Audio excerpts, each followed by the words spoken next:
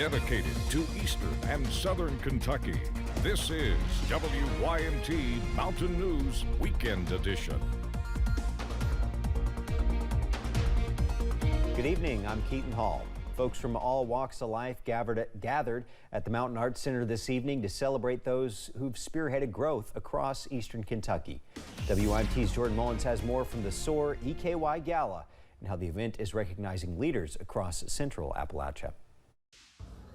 On Saturday, Shaping Our Appalachian Region, or SOAR, hosted its first ever SOAR EKY Gala, celebrating and recognizing folks in several areas of economic growth.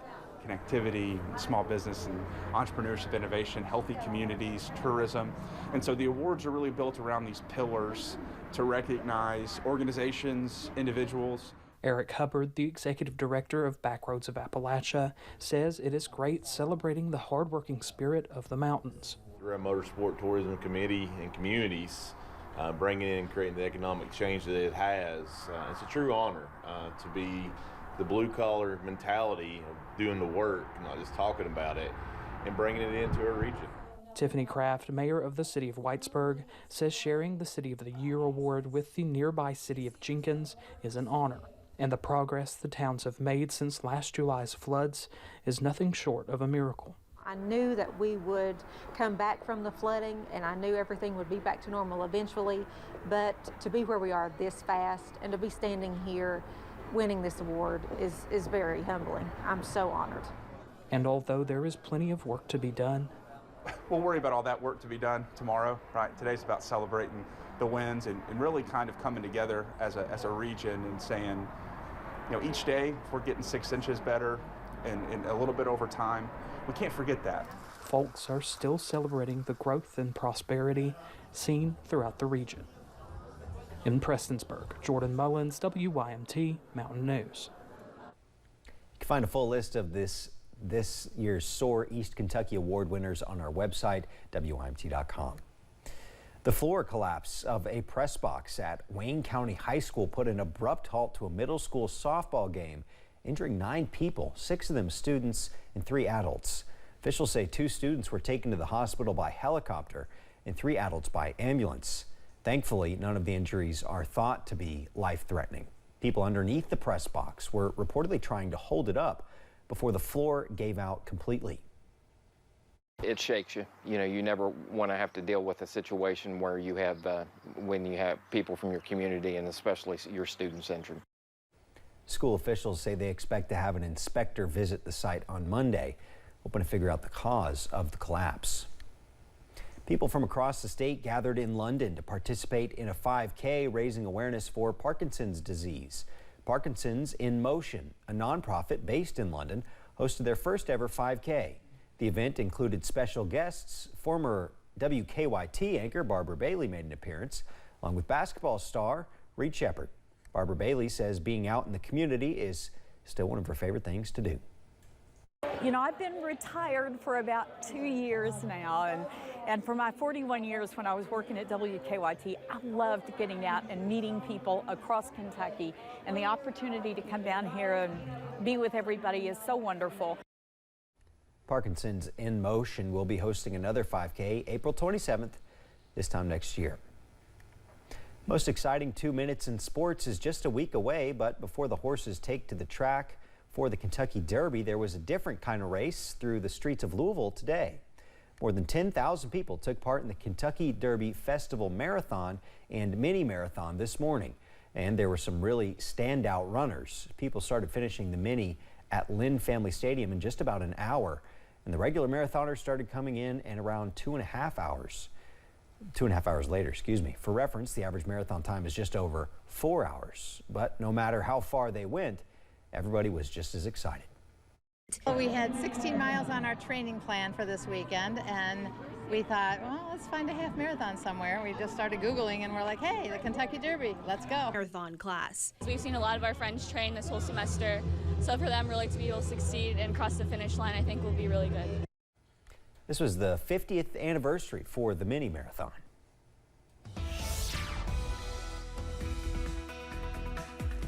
A mild night is on tap across the mountains. Also watching out for a few showers as well. Here's a live look at pinpoint Doppler. Most of us are dry at this hour, but we are tracking a heavier shower over portions of Buchanan County, Virginia. As we take a closer look into that shower there, also some thunder and some lightning here just to the east of downtown Grundy. So some heavier showers now over portions of Buchanan County at this hour. Also tracking a few showers over portions of northern Pulaski, also southern Rockcastle County as well. This is moving off to the north and east. We could see some showers there near Mount Vernon here in a few minutes as that shower continues pushing off to the north and east. Temperatures at this hour are mild, upper 50s, still some lower 60s. 60 for Monticello and Pikeville, 58 for Jackson, 57 in Manchester, and 59 at this hour over in London and Somerset. Temperatures tonight only falling into the lower 50s, all thanks to cloud cover, so we stay mild overnight. Also watching out for a few showers as well. Not going to rain everywhere,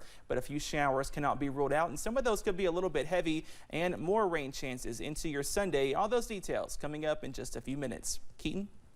Thank you, Cameron. April 29th is End Jew Hatred Day. Kentucky is one of the many states who are officially recognizing the day. The movement started nearly 3 years ago, according to a yearly report by the Anti-Defamation League. In 2022, there were nearly 3,700 anti-Semitic incidents across the country. That's the most they've seen since they started recording incidents in 1979.